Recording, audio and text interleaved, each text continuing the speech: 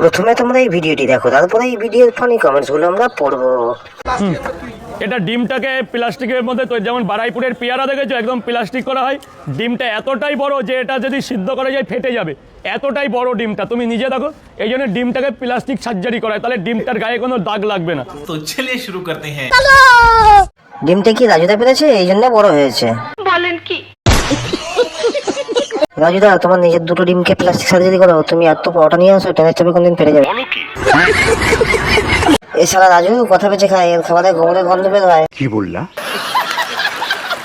ফাটা ডিম কম দামে কিনে পেপার জড়িয়ে সিদ্ধ করছে। সঠিক বলেছ। শেষমেশ এবার ডিমও প্লাস্টিক সার্জারি করতে হচ্ছে। এইটাও সম্ভব?